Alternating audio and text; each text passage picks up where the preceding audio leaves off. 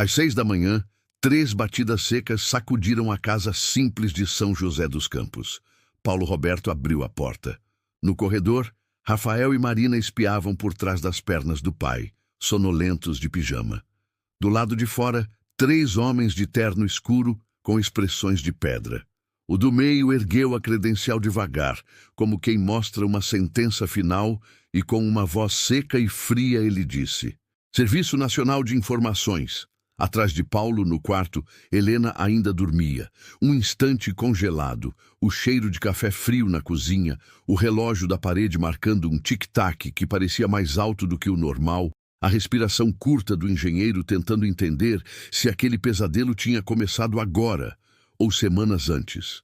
Na mão do agente, um papel dobrado. Na cabeça de Paulo, uma pergunta martelando sem piedade. Eu acabei de salvar meu país, ou acabei de entregar a mulher que eu amo? Para chegar até essa porta, a história começou numa noite comum. Helena estava na cozinha, encostada no balcão, falando baixo ao telefone como quem teme acordar fantasmas. Quando percebeu o olhar dele da sala, virou de costas, encurtou a conversa e desligou. Voltou com um sorriso que parou no meio do caminho. Era a amiga da academia. Precisa remarcar. Paulo assentiu. Mas alguma coisa deslocou por dentro, como um parafuso que gira 1 milímetro e muda a estrutura inteira. Não era a primeira vez. Nos últimos meses, as rachaduras tinham aparecido discretas, quase elegantes, como se pedissem desculpa por existir. As saídas noturnas começaram a ganhar horário fixo, terça e quinta, 8 às 9h30. Academia, ou mercado, ou rápido com uma amiga. Só que ela voltava sem sacolas, sem cabelo molhado, com a pele do rosto esticada na tensão de quem prendeu a respiração por muito tempo. O telefone tocava e ela surgia do nada, atendia antes de todo mundo, levava o aparelho para outro cômodo, fechava a porta com um clique que doía. Muito segredo por quê? Ele arriscou uma vez, leve. Conversa de mulher. Você ia achar chato. Ele riu por educação e engoliu em seco. No trabalho, Paulo era o contrário de um homem distraído. Engenheiro na Embraer, equipe do Tucano, dedos que conhecem cada linha de um cálculo. Em casa, guardava rascunhos e anotações num caderno, dentro de uma pasta alinhada com a borda da mesa. Um dia, a pasta parecia 2 centímetros fora do lugar. Outro dia, o caderno que ele deixara fechado estava aberto numa página específica, a ponta da folha dobrada como um sussurro de papel. Coisas pequenas, somadas, um grito. Naquela noite do telefonema, Helena subiu dizendo que estava cansada. Paulo ficou na sala, imóvel. O som da televisão virou ruído branco. A cabeça dele, não. Ou eu estou ficando paranoico, ou existe uma história acontecendo dentro da minha casa sem que eu tenha sido avisado. Ele segurou esse pensamento como quem segura um copo cheio até a borda. 3 dias depois, quando Helena anunciou que iria à academia e talvez passasse no mercado, ele apenas disse, ok. Esperou a porta bater, contou até 50, pegou as chaves, saiu. Seguir alguém parece fácil até que a estrada comece a engolir decisões. Ele manteve distância, apagou os faróis quando pôde, quase a perdeu 2 vezes. A Dutra era uma fita cinza puxando os dois até São Paulo. Ela entrou pela cidade como quem sabe exatamente para onde vai. Ele percebeu que o caminho não casava com a academia, nem com o mercado. O volante suava nas mãos. O coração marcava o ritmo errado. Ela estacionou perto do Parque do Ibirapuera, próximo a um portão de pouco movimento. Desceu sozinha, bolsa no ombro, passos firmes. Paulo encostou longe, trancou o carro devagar, seguiu a pé. A noite tinha um vento curto, árvores desenhando sombras longas no chão. Corredores solitários, casais em silêncio, bancos de madeira esperando histórias. Helena sentou num banco afastado das luzes, olhou o relógio, cruzou as pernas, descruzou. O tempo ali parecia feito de borracha. 15 minutos. Talvez menos. Talvez mais. Então, um homem apareceu vindo da direção oposta. Casaco escuro, mãos nos bolsos, cabelo grisalho, coluna que não pedia licença para passar. Ele não parou, não olhou, não disse nada. Ao passar pelo banco, deixou um jornal dobrado, tão casual que poderia ser descuido. Continuou andando sem pressa, como se nada no mundo dependesse daquele papel. Helena esperou mais um pouco. Olhou em volta com calma treinada. Pegou o jornal, colocou dentro da bolsa, levantou. Passou a mão no vestido, como quem tira poeira invisível. Caminhou de volta para o estacionamento. Paulo não sentiu as pernas no primeiro passo. A mente procurou explicações inocentes e derrubou todas uma a uma. Um jornal esquecido? Um gesto de gentileza? Ou um protocolo? Ele voltou para o carro com a respiração curta, esperou o farol traseiro dela acender, seguiu de volta a São José dos Campos. Na sala, fingiu ver televisão enquanto Helena dizia: a academia estava cheia e o mercado estava impossível. Ela bocejou, desejou boa noite, subiu. Ele ficou olhando para um ponto no nada, até o nada olhar de volta. Na manhã seguinte, quando a casa ficou vazia, Paulo abriu a porta do quarto de hóspedes. Quase nunca usavam aquele espaço. Ele ligou a luz e respirou fundo. Começou pelas gavetas, passou pelas caixas, pelos livros de russo e inglês, pelo armário com roupas que cheiravam a guardado. No fundo, atrás de cobertores, uma mala de vinil marrom. O zíper correu com um som que ele nunca mais esqueceu. Dentro, uma câmera pequena, precisa, feita para o que não era para ser visto. Minox. Ao lado, rolos de filme, alguns revelados, outros não. Um caderno de capa preta com anotações em russo. A caligrafia calça o nome, Helena. Paulo pegou um envelope de negativos e levou até a janela. A luz atravessou o plástico e os desenhos pretos de linhas e números se revelaram como ossos sob raio-x. Ele não precisou de legenda. Eram documentos técnicos. Reconheceu a própria letra, a própria inclinação de números, o jeito de fechar um parêntese que só ele tinha. Reconheceu a si mesmo, fotografado sem permissão. As mãos perderam força. Ele sentou na beira da cama. A mala aberta parecia um animal respirando devagar. A casa inteira mudou de temperatura. Guardou tudo exatamente como encontrou. Zíper, cobertores, porta. Na cozinha, bebeu água como quem esqueceu como se faz. O silêncio empurrou as paredes para perto. Duas certezas se alojaram no peito com o peso de uma pedra. A mulher com quem ele dormia não guardava apenas segredos. Ela obedecia instruções. E se ele ficasse calado, passo a passo, viraria cúmplice de um crime que atravessava a porta da casa dele, atravessava a rua, atravessava a cidade e ia bater nas portas do país. Ele pensou nos filhos, pensou no trabalho, pensou no nome dele, pensou no nome dela, pensou no jornal dobrado no banco do parque como quem guarda uma sentença dentro de uma bolsa bonita, e entendeu que não tinha mais como desver. Naquela noite, ao lado de Helena adormecida, Paulo encarou o teto e fez a pergunta que muda destinos. Quando amor e dever se mordem ao mesmo tempo, qual lado um homem decente deixa sangrar? Ele levantou antes do sol, anotou um número num pedaço de papel, respirou e decidiu falar. Na terça-feira seguinte, 20 de março, Helena anunciou que ia sair por volta das 8. Encontro com uma amiga, disse. Paulo fingiu naturalidade. Mas assim que ela saiu, ele pegou as chaves do carro e a seguiu. Seguir alguém sem ser detectado é mais difícil do que parece. Paulo nunca tinha feito isso antes. Manteve distância. Desligou os faróis em alguns trechos, quase a perdeu 2 vezes. Helena dirigiu por cerca de 40 minutos até São Paulo. Entrou na cidade pela Dutra, seguiu em direção à Zona Leste. Paulo sentia o coração batendo forte, as mãos suadas no volante. Ela finalmente estacionou perto do Parque do Ibirapuera, próximo ao Portão 7. Saiu do carro. Caminhou sozinha para dentro do parque. Paulo estacionou longe, trancou o carro e a seguiu a pé. Era uma noite de terça-feira. O parque estava relativamente vazio. Alguns corredores, casais caminhando, nada mais. Helena caminhou por cerca de 10 minutos, até chegar a um banco de madeira próximo a uma área arborizada, longe das luzes principais. Sentou-se e esperou. Paulo escondeu-se atrás de uma árvore a cerca de 50 metros de distância.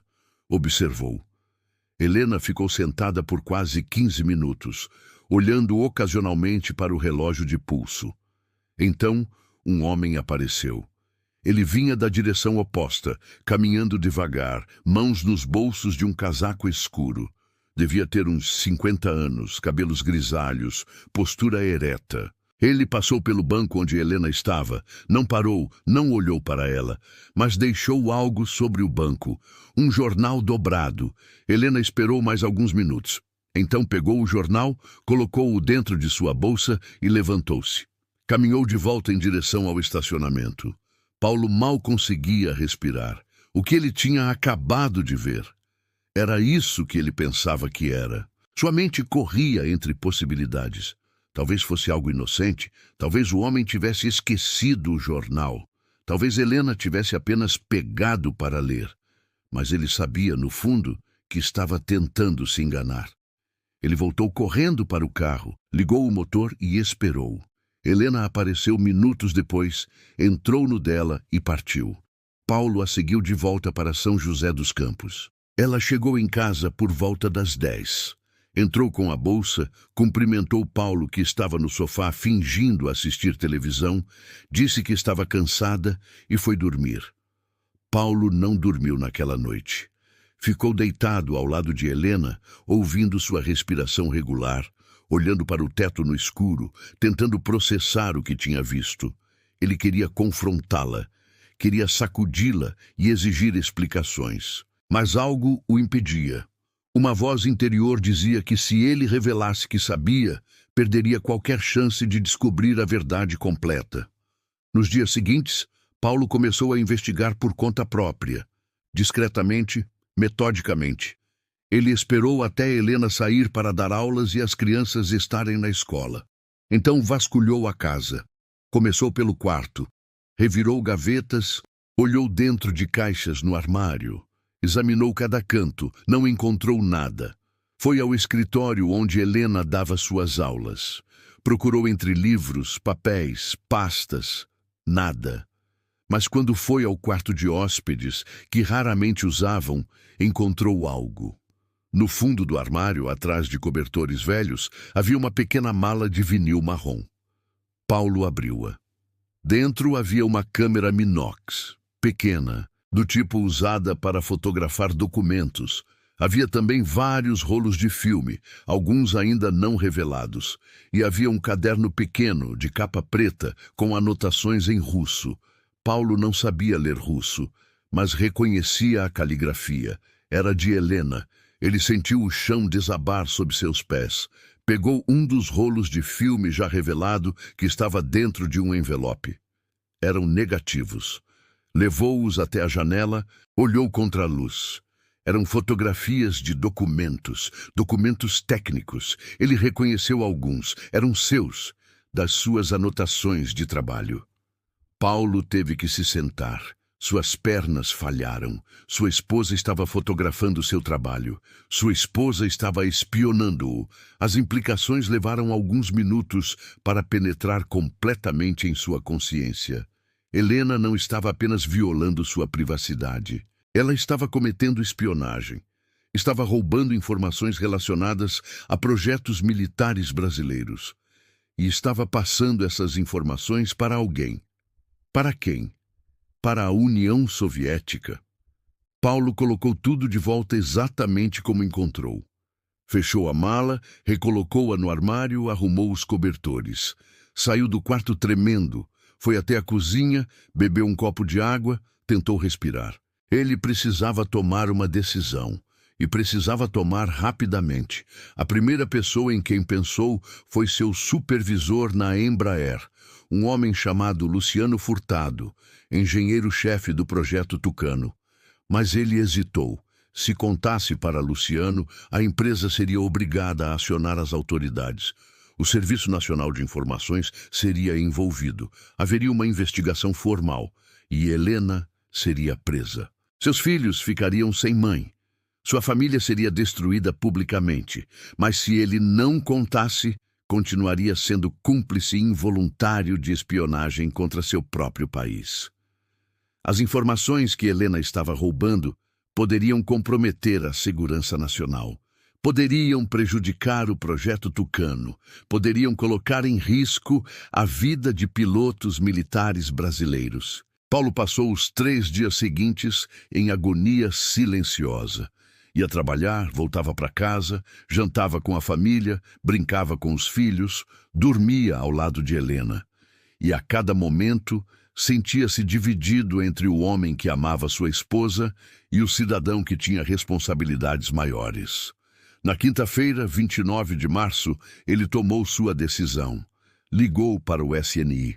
A ligação foi atendida por uma secretária, que o transferiu para um agente.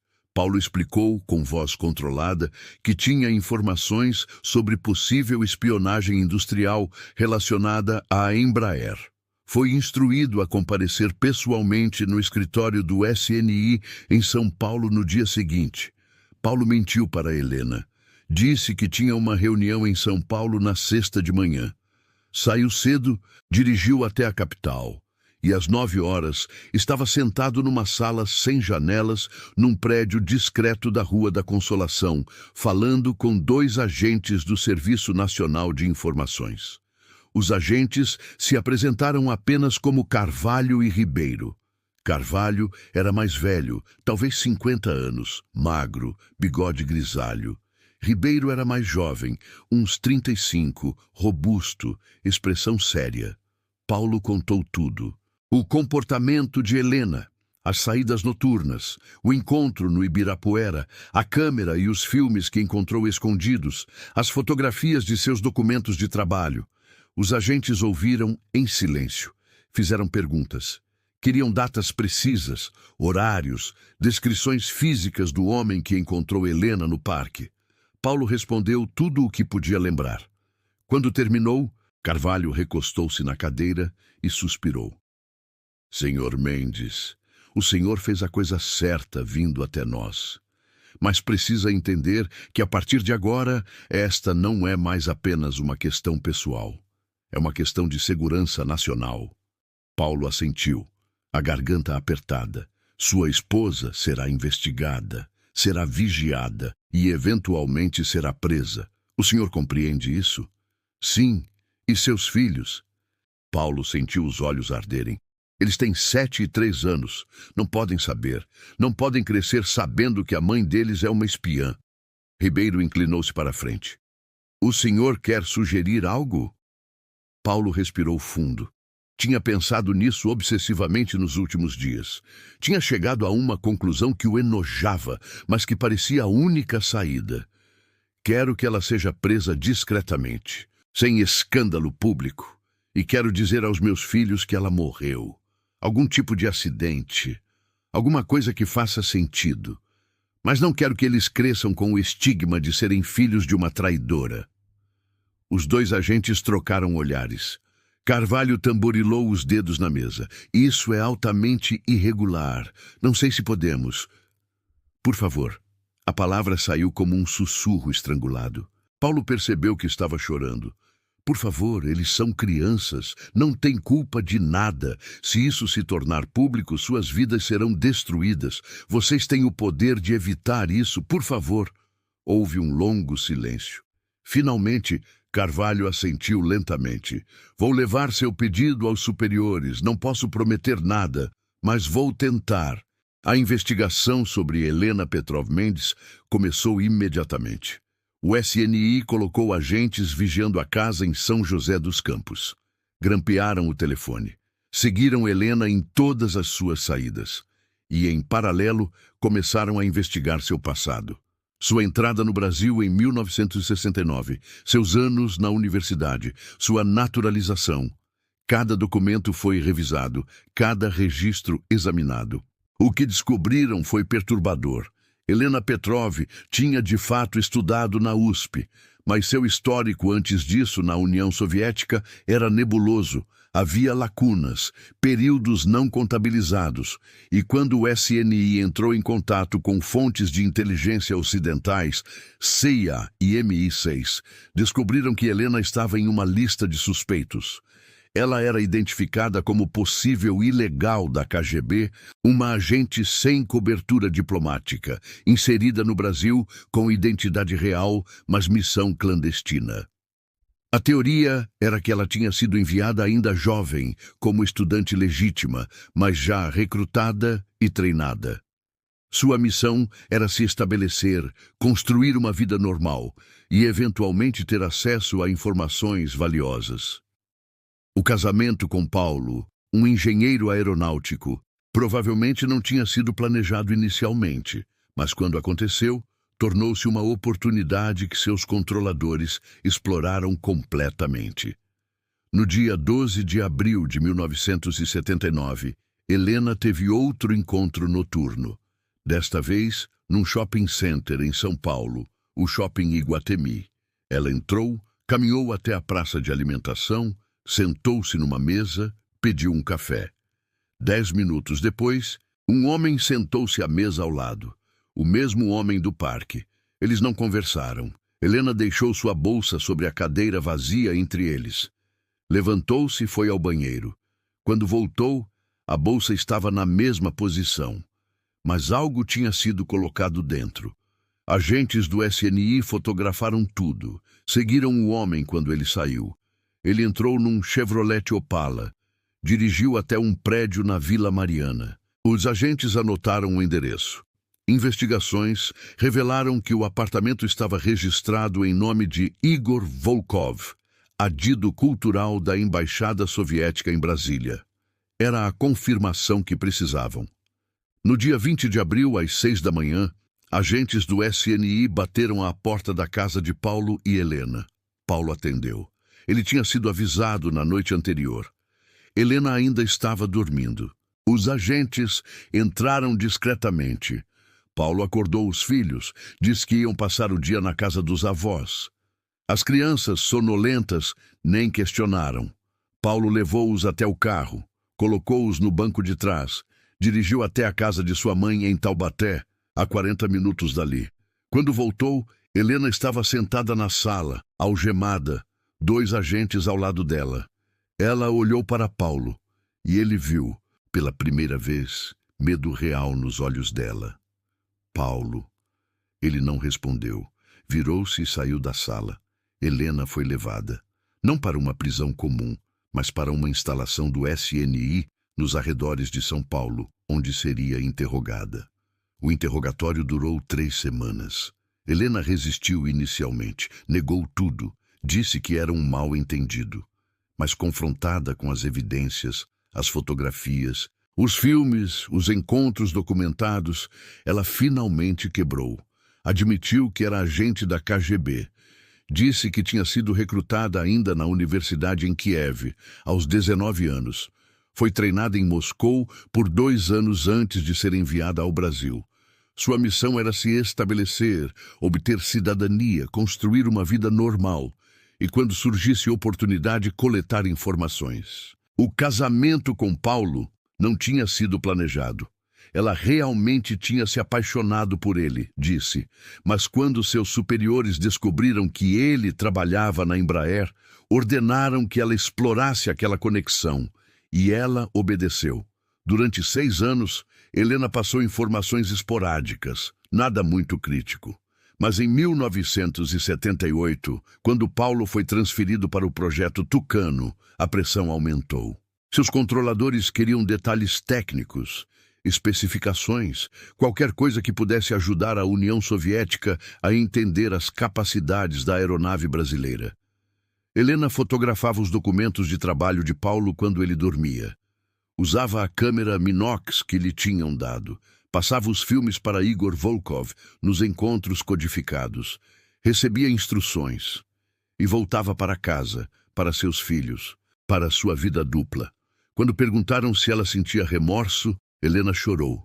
Disse que amava seus filhos, disse que amava Paulo, mas disse também que tinha sido treinada desde jovem para servir à União Soviética e que aquela lealdade tinha sido gravada tão profundamente nela que não conseguia simplesmente abandoná-la. O SNI tinha provas suficientes para condená-la por espionagem. Mas havia uma complicação diplomática. Igor Volkov tinha imunidade diplomática. Ele foi declarado persona non grata e expulso do Brasil em maio de 1979, mas não pôde ser processado. Helena, no entanto, não tinha imunidade. Ela seria julgada. O julgamento aconteceu em julho de 1979, num tribunal militar em São Paulo. Foi fechado ao público. A imprensa não foi informada. Helena foi representada por um advogado de ofício. O processo durou 2 dias. As evidências foram apresentadas metodicamente. Fotografias, filmes, depoimentos de Paulo, registros de vigilância. Helena se declarou culpada. O juiz militar a sentenciou a 20 anos de prisão por espionagem contra o Estado brasileiro. Ela foi transferida para o Presídio Feminino de Santana, em São Paulo, onde cumpriria sua pena. Enquanto isso, Paulo tinha que lidar com as consequências na vida de seus filhos. Ele seguiu o plano que tinha proposto ao SNI. Disse a Rafael e Marina que a mãe deles tinha morrido. Um acidente de carro, explicou. Ela estava indo para São Paulo quando foi atingida por um caminhão na Dutra. Morreu instantaneamente. Não sofreu. As crianças choraram. Rafael, com 7 anos, ficou silencioso por dias. Marina, com apenas 3, não entendia completamente, mas sentia a ausência. Paulo organizou um funeral falso, caixão fechado, porque explicou que o corpo tinha ficado muito danificado. Alguns amigos próximos compareceram. Ninguém questionou. A história era plausível. Acidentes na Dutra eram comuns. Paulo enterrou um caixão vazio num cemitério em São José dos Campos. Colocou uma lápide com o nome de Helena e jurou a si mesmo que nunca contaria a verdade a seus filhos. Mas mentir todos os dias era mais difícil do que ele imaginou. Rafael perguntava sobre a mãe constantemente. Queria saber detalhes do acidente. Por que ela estava dirigindo sozinha? Por que ele não pôde se despedir? Paulo respondia com paciência, mas cada resposta era uma faca no peito. Marina, mais nova, tinha menos memórias. Com o tempo, Helena começou a se tornar uma figura abstrata para ela. Uma presença na fotografia sobre a lareira, mas não uma pessoa real. Paulo continuou trabalhando na Embraer, mas sua relação com o trabalho mudou. Ele não conseguia mais levar nada para casa, não conseguia mais olhar para seus cálculos sem lembrar que tinham sido fotografados, violados. Pediu transferência para outra divisão, longe do projeto Tucano. Foi aceito. Ele nunca se casou novamente. Criou os filhos sozinho, com a ajuda de sua mãe. Dedicou-se a eles com intensidade quase obsessiva, como se pudesse compensar a ausência de Helena, sendo pai e mãe ao mesmo tempo. Os anos passaram. Rafael cresceu, tornou-se um adolescente quieto, introspectivo. Marina desenvolveu uma ligação forte com o pai. Eles viveram, mas havia sempre uma sombra, uma ausência que nunca foi preenchida. Em 1987, Rafael completou 15 anos. Ele estava no 2º ano do ensino médio. Um dia, ele chegou em casa e perguntou ao pai se podia conversar sobre algo sério. Paulo sentiu um aperto no peito. Assentiu. Rafael respirou fundo. Pai, eu preciso saber a verdade sobre a mamãe. Paulo sentiu o sangue gelar. O que você quer dizer? Eu não acredito que ela morreu num acidente. Nunca acreditei completamente. Tem coisas que não fazem sentido. Não houve investigação policial. Não teve notícia no jornal. E eu lembro de coisas. Eu era pequeno, mas lembro. Lembro da mamãe saindo à noite. Lembro de você discutindo com ela. Lembro que vocês não estavam bem antes dela morrer. Paulo fechou os olhos. 8 anos de mentiras desmoronando em segundos. Rafael, ela fugiu? Nos abandonou? É isso? Porque se for, eu prefiro saber. Paulo olhou para o filho. 15 anos, quase um homem, e com direito à verdade. Ele contou. Contou tudo. A vigilância, a descoberta, a investigação, a prisão, a condenação. Rafael ouviu em silêncio, o rosto ficando progressivamente mais pálido. Quando Paulo terminou, Rafael ficou sentado sem se mover por longos minutos. Ela está viva? Está, numa prisão em São Paulo. Eu posso vê-la? Paulo hesitou. Depois assentiu. Se você quiser. Rafael quis. No sábado seguinte, Paulo e Rafael dirigiram até São Paulo. Passaram pelos procedimentos de segurança do presídio. Esperaram numa sala de visitação fria, com mesas de metal parafusadas no chão. Helena entrou acompanhada por uma guarda. Ela tinha 41 anos, mas parecia mais velha. O cabelo, antes loiro, vibrante, estava grisalho e preso num coque simples. O rosto tinha rugas profundas, mas os olhos, aqueles olhos claros, ainda eram os mesmos. Ela viu Paulo e então viu Rafael e desmoronou. Correu até ele, a guarda permitindo, e o abraçou com força desesperada. Rafael ficou rígido no abraço, mas depois, lentamente, retribuiu. Eles conversaram por 1 hora. Helena chorou quase o tempo todo. Pediu desculpas repetidamente. Disse que nunca quis abandoná-los. Disse que entendia se Rafael a odiasse. Rafael não disse que a odiava, mas também não disse que a perdoava. Quando a visita terminou, Rafael levantou-se. Olhou para a mãe uma última vez. Vou pensar se volto. E saiu. No carro, durante todo o caminho de volta, Rafael não falou. Paulo também não. Mas quando chegaram em casa, Rafael olhou para o pai. Obrigado por me contar a verdade. Paulo assentiu, incapaz de falar. Marina descobriu a verdade 3 anos depois, quando tinha 13 anos. Rafael contou a ela. Ela reagiu com raiva inicialmente. Raiva do pai por mentir. Raiva da mãe por traí-los. Mas com o tempo, a raiva deu lugar à tristeza. E depois, a uma aceitação melancólica. Helena cumpriu 15 anos de sua sentença antes de ser libertada por bom comportamento em 1994. O mundo tinha mudado completamente. A União Soviética tinha colapsado. A Guerra Fria tinha acabado. Ela saiu da prisão aos 48 anos, sem país, sem identidade clara, sem família esperando por ela.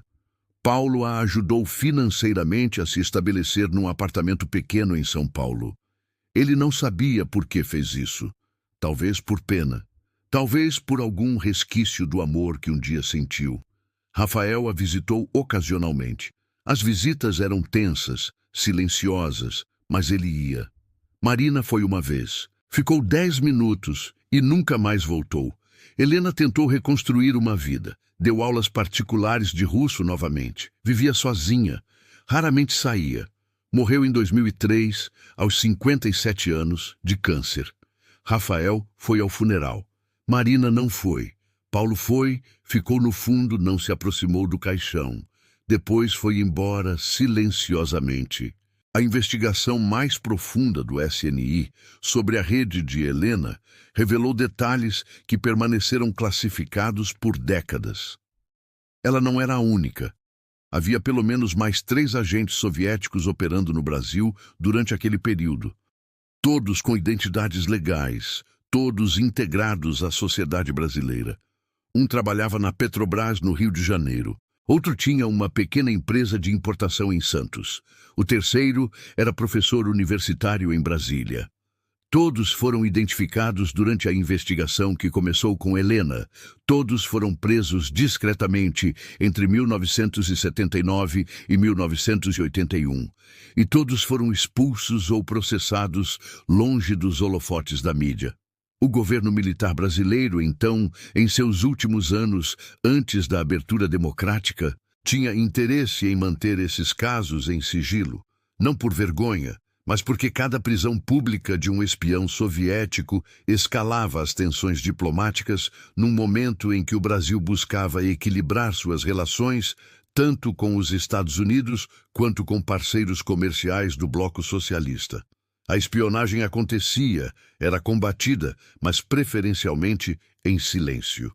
O caso de Helena foi particularmente sensível porque envolvia a Embraer, empresa que o regime militar via como orgulho nacional e símbolo da capacidade tecnológica brasileira. Admitir que a empresa tinha sido infiltrada, mesmo que indiretamente através de um funcionário, poderia prejudicar contratos internacionais e a reputação da companhia. Por isso, o SNI trabalhou diretamente com a direção da Embraer para garantir que nenhum vazamento chegasse à imprensa.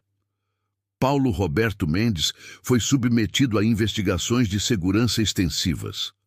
Foram meses de entrevistas, polígrafos, análises de suas atividades profissionais e pessoais.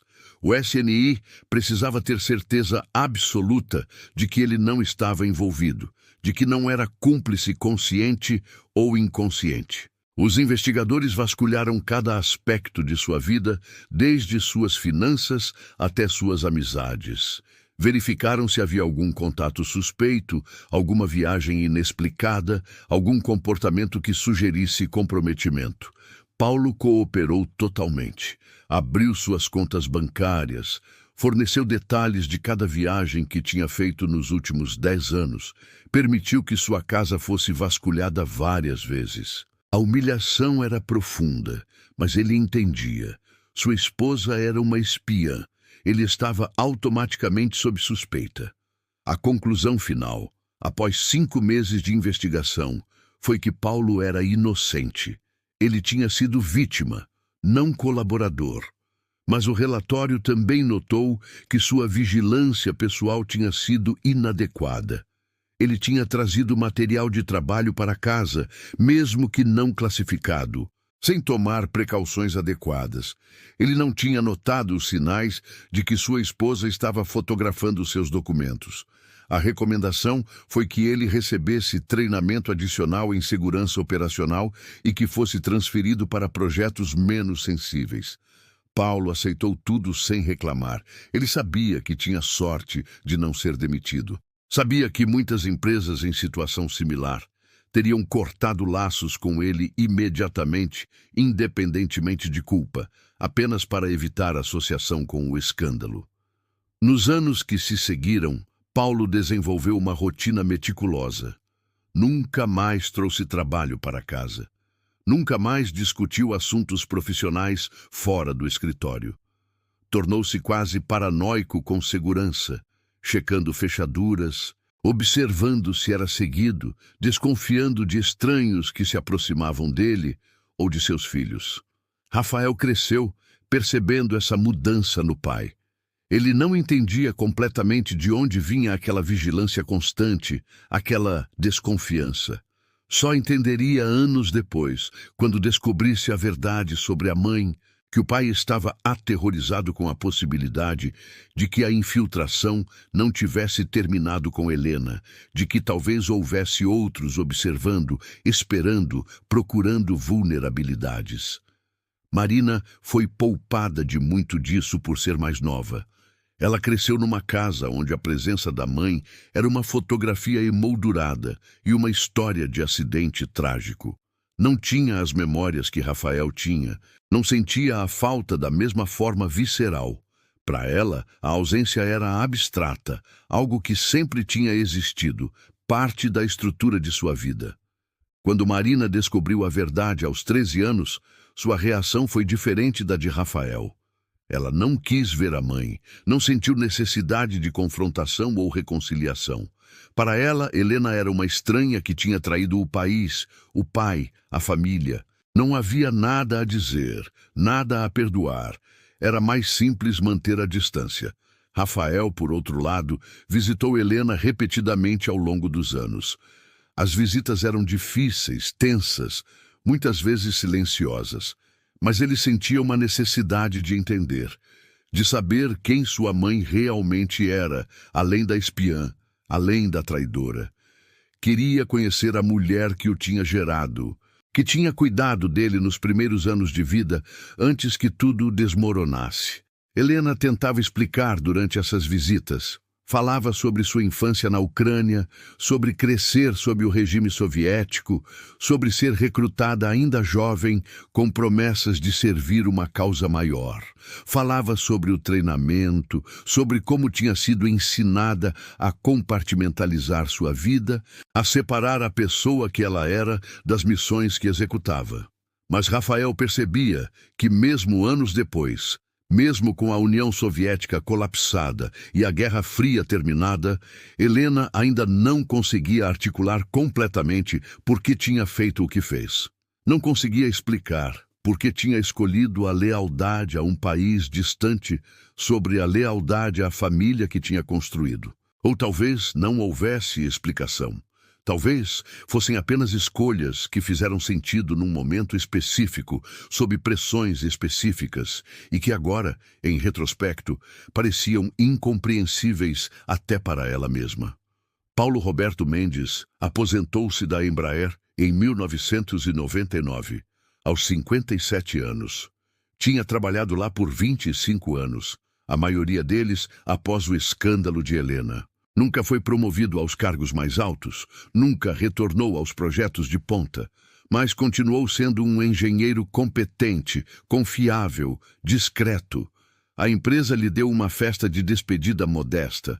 Alguns colegas fizeram discursos genéricos. Paulo agradeceu, foi para casa e nunca mais voltou.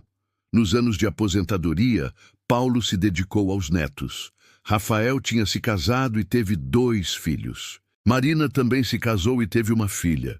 Paulo era avô presente, dedicado, que levava as crianças ao parque, ajudava com lição de casa, contava histórias antes de dormir. Histórias cuidadosamente editadas, nas quais a avó tinha morrido quando os pais eram jovens, num acidente triste, mas rápido. Os netos nunca souberam a verdade. Rafael e Marina decidiram em conjunto que não havia razão para contar. A história já tinha causado dor suficiente. Deixá-la morrer com a geração que a viveu parecia misericordioso. Paulo morreu em 2015 de insuficiência cardíaca, aos 73 anos. Estava sozinho em casa quando aconteceu. Rafael o encontrou na manhã seguinte, sentado em sua poltrona favorita, como se tivesse simplesmente adormecido. No funeral, Marina finalmente chorou. Não tinha chorado quando descobriu sobre a mãe. Não tinha chorado no único encontro que teve com Helena, mas chorou pelo pai, pelo homem que tinha carregado sozinho o peso de protegê-las de uma verdade que considerava destrutiva demais. Depois do enterro, Rafael e Marina foram juntos ao cemitério onde Helena estava enterrada. Ela tinha morrido 12 anos antes, mas eles nunca tinham visitado o túmulo juntos. Ficaram ali em silêncio por alguns minutos, olhando para a lápide simples com o nome dela e as datas de nascimento e morte. "Você acha que ele ainda a amava?" Marina perguntou. Rafael pensou por um longo tempo. "Acho que ele amava a mulher que pensou que ela era, e acho que carregou esse amor e a traição até o fim." Eles ficaram mais alguns minutos, depois foram embora. A história de Paulo e Helena nunca foi contada publicamente. Os arquivos do SNI que documentam o caso permanecem parcialmente classificados. Alguns pesquisadores acadêmicos, estudando a espionagem soviética na América Latina durante a Guerra Fria, ocasionalmente tropeçam em referências oblíquas ao caso, mas sem nomes, sem detalhes suficientes para reconstruir a narrativa completa. Para as pessoas que conheceram Paulo e Helena em São José dos Campos, eles foram apenas mais um casal que sofreu uma tragédia. Uma esposa morta num acidente, um marido viúvo que criou os filhos sozinho. Vizinhos ocasionalmente comentavam como Paulo tinha sido forte, como tinha se dedicado às crianças, como nunca tinha se casado novamente por lealdade à memória de Helena. Ninguém sabia que Helena estava viva, enquanto Paulo insistia que ela estava morta. Ninguém sabia que os anos de luto que Paulo aparentava eram, na verdade, anos de raiva, culpa, traição e amor impossível de processar completamente. E talvez seja assim que deveria ser. Algumas histórias são grandes demais, complicadas demais, dolorosas demais, para serem compartilhadas além do círculo pequeno que as viveu. Hoje, Rafael Mendes tem mais de 50 anos. Mora em Campinas, trabalha como professor universitário de engenharia mecânica, tem uma vida estável e comum. Ocasionalmente, quando ensina sobre ética profissional a seus alunos, pensa em mencionar a história de seu pai e sua mãe como exemplo das complexidades morais que engenheiros enfrentam, mas nunca o faz. Algumas lições são pessoais demais para serem transformadas em casos de estudo. Marina vive em Florianópolis, trabalha em recursos humanos numa empresa de tecnologia. Raramente pensa conscientemente sobre sua mãe, mas às vezes, quando seus filhos perguntam sobre a avó que nunca conheceram, ela sente um aperto no peito que não consegue nomear completamente. E em algum arquivo em Brasília, numa pasta marcada como classificada, há fotografias de uma mulher loira sentada num banco de parque, de um homem entregando um jornal, de uma casa em São José dos Campos sendo vigiada por agentes federais. Há relatórios datilografados descrevendo interrogatórios, evidências, sentença. Há uma nota manuscrita pedindo consideração especial para as crianças do suspeito que delatou sua própria esposa.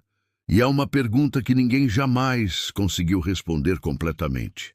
Quando o amor e o dever entram em conflito direto, o que um homem decente deve escolher? Paulo Roberto Mendes fez sua escolha e viveu com ela até o último dia de sua vida. Se foi a escolha certa, nem ele mesmo sabia ao certo. Algumas histórias não terminam com respostas. Algumas terminam com silêncio. Paulo viveu carregando um segredo que nunca pediu, e Helena morreu levando uma lealdade que nunca conseguiu abandonar. No fim, não houve vencedores. Só restou uma família quebrada, duas crianças que cresceram com uma mentira necessária e um país que jamais saberá o preço pago por um engenheiro que fez o que acreditava ser certo. A Guerra Fria nunca precisou de bombas para destruir vidas. Às vezes, bastou um jornal dobrado num banco de parque.